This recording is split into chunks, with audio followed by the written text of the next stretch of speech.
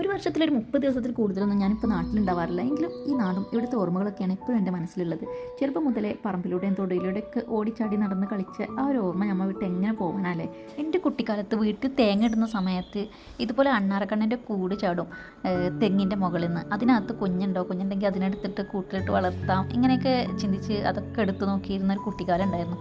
ഇപ്പോൾ ഇത് കാണുമ്പോൾ ഇത് എലിക്കൂടാണോ അതോ അണ്ണാൻ്റെ കൂടാണോ എന്നൊന്നും അറിയില്ല, എന്നാലും ഇതിങ്ങനെ കാണുമ്പോൾ അത് ഓർമ്മ വന്നു. അന്ന് കണ്ട പല കാഴ്ചകളും അതിലേറെ വലിയ കാഴ്ചകളോടുള്ള ക്യൂരിയോസിറ്റി കാരണം ആസ്വദിക്കാൻ പറ്റിയില്ല. ഇന്നതൊക്കെ കാണുമ്പോൾ വലിയ നഷ്ടമായി തോന്നുന്നുണ്ട്.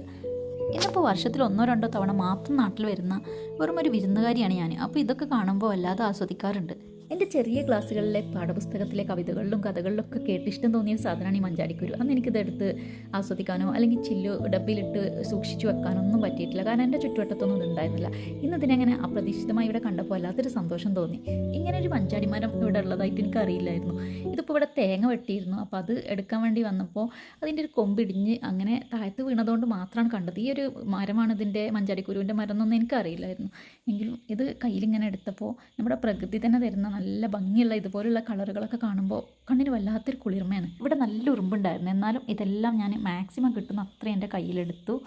എന്നിട്ട് ഇതിനൊരു ചില്ലു ഡബ്ബിയിലിട്ട് വെക്കാമെന്ന് വിചാരിച്ചു. കുട്ടിക്കാലത്ത് ചെയ്യാൻ പറ്റിയില്ലെങ്കിൽ എന്താ, എൻ്റെ 30കളിൽ എനിക്കിത് ചെയ്യാൻ പറ്റുന്നുണ്ടല്ലോ. മക്കൾക്കിത് കാണിച്ചു കൊടുത്തിട്ട് ഇത് എന്താണെന്ന് ചോദിച്ചപ്പോൾ അനാറാണ്, ജെംസ് മിഠായിയാണ്, ഇങ്ങനെ പല പേരുകളാണ് വന്നത്.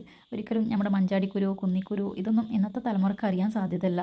എൻ്റെ മോനെ ഇതൊക്കെ കാണിച്ചു കൊടുക്കണമെന്ന്, അതുപോലെ അതൊക്കെ മനസ്സിലാക്കി കൊടുക്കണമെന്ന് എനിക്ക് ആഗ്രഹമുണ്ട്. പക്ഷേ അതൊന്നും അവർക്കങ്ങനെ ഒരു ആഗ്രഹിച്ചതായിട്ട് എനിക്ക് തോന്നിയില്ല. എങ്കിലും ഞാനിതെല്ലാം ഇങ്ങനെ എടുത്തു വിടുന്നു.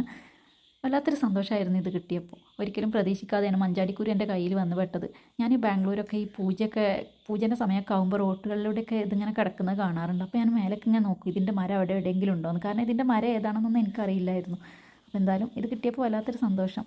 കുട്ടിക്കാലം മുതലേ പണം കൊടുത്ത് മേടിക്കുന്ന ടോയ്സുകളേക്കാൾ എനിക്കിഷ്ടം ഇതുപോലുള്ള ചെടികളോടും പൂക്കളോടും പ്രകൃതിയോടും പ്രകൃതിയിൽ നിന്ന് കിട്ടുന്ന ഓരോ സാധനങ്ങളോടുമായിരുന്നു. അന്ന് മഞ്ചാടിക്കുരു കിട്ടിയിട്ടില്ലെങ്കിലും കുന്നിക്കുരു എനിക്ക് ഇഷ്ടം പോലെ കിട്ടുമായിരുന്നു. അതൊക്കെ ഇന്നും ഞാൻ സൂക്ഷിച്ചു വെച്ചതായിട്ട് എൻ്റെ അടുത്തുണ്ട്. പിന്നെ മാലമുത്തിൻ്റെ അതേപോലത്തെ ഒരു കായ് ഉണ്ടല്ലോ, പൂച്ചക്കായ്, അതൊക്കെ എടുത്തു വെച്ചിട്ടുണ്ടായിരുന്നു. അപ്പോൾ അതൊക്കെ എൻ്റെ കയ്യിൽ ഇന്നും ഉണ്ട്. എനിക്കറിയാം ഞാൻ മറ്റുള്ളവരെ പോലെയല്ല, ഞാൻ വേറൊരാളാണ്. എനിക്ക് ഞാനാവാനേ പറ്റുള്ളൂ. എനിക്ക് ഇതുപോലുള്ള സാധനങ്ങളോടൊക്കെ വലിയ ഇഷ്ടമാണ്. അതിപ്പോൾ എൻ്റെ 30കളായ 40കളായാലൊക്കെ ആ ഇഷ്ടം പോകുമെന്ന് എനിക്ക് തോന്നുന്നുമില്ല.